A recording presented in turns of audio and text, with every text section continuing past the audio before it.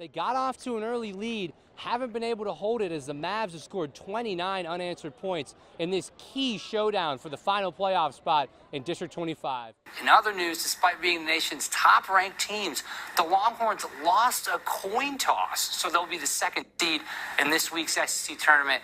And personally, I don't think something this simple should determine something like that. As James Tausig, the UTSA slugger and their number 3 hitter in the order, must have been watching a lot of the French Open this week with a perfect drop shot drag bunt. But for the offense, things would get sloppy in the second half.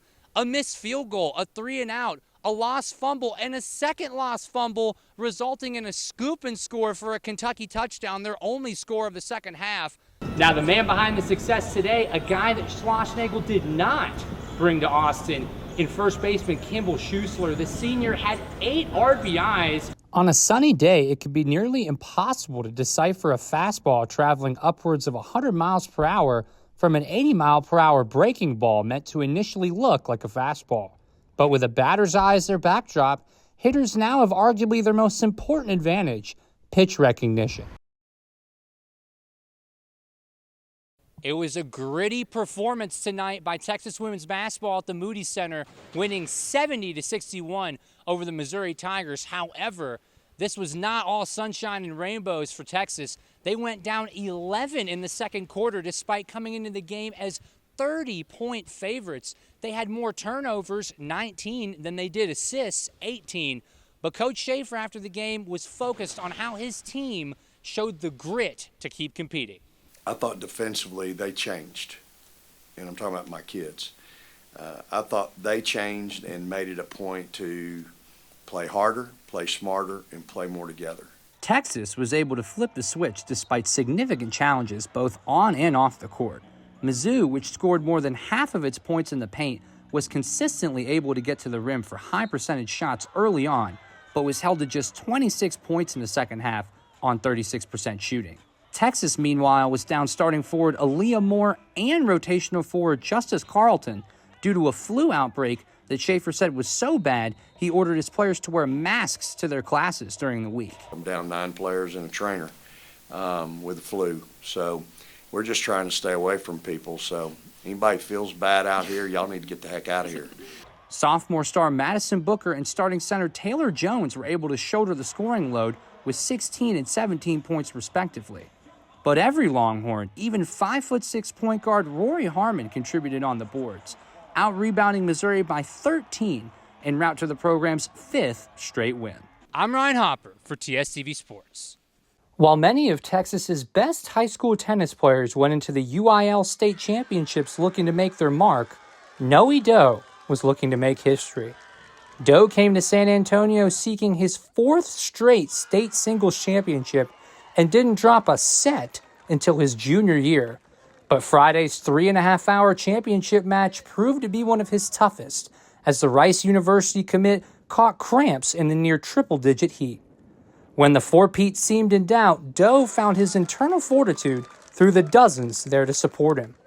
I had some doubts in my head, but I looked towards my coach, Miss Southard, and I looked towards my community, and I reminded myself that I'm a fighter. I'm a lifelong fighter, and I'm willing to win no matter what.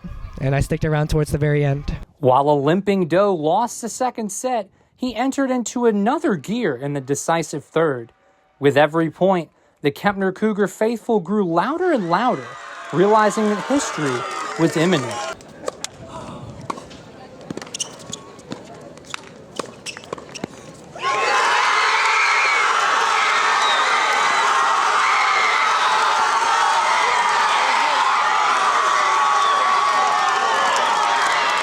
While he's locked in between the lines, his friends and supporters who drove 3 hours from the Houston area on a weekday to watch his match tell me Noe is a social butterfly off the court. That checks out, as Noe now looks to expand his social media presence. My Instagram's Noe Dowie, just NOEYDOWY. Follow me, I'll follow you back. I'm Ryan Hopper for Reporting Texas TV.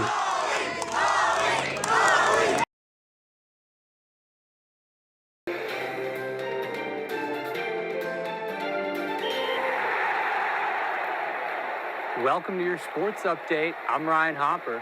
They say the Masters is a tradition like no other, and Sunday's final round at Augusta National was no different.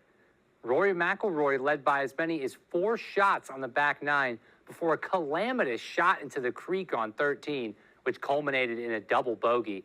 Suddenly, all of his competitors, including the red-hot Justin Rose, were back in it. On the 18th hole, McIlroy was just 7 feet from immortality and missed the putt wide right. It was another agonizing missed opportunity for the Northern Irishman, but he persevered like the great ones typically do. On the playoff hole, he hit a surgical approach shot which set up a short putt to complete just the 6th ever career Grand Slam. After entering the history books, McIlroy described the feeling of finally getting it done at Augusta after over a decade of near misses. Yeah, it's been a emotionally draining week for a lot of reasons, a lot of just roller coaster rounds and late finishes, and so just, you know, absolutely thrilled to be sitting here at the end of the week as the last man standing. McIlroy received the green jacket from last year's champion and Longhorn legend Scottie Scheffler, who finished 4th place at 8 under par. Now having won every major and becoming the first European to do so, McIlroy has nothing left to prove, though he could take home some more hardware this year as July's British Open will be played in his native Northern Ireland. Moving to the 40 acres, it has been nothing short of a renaissance for Texas baseball. The program is off to its best start since 2004 and is ranked first in the nation for the first time in 3 years after winning 13 of its last 15 games.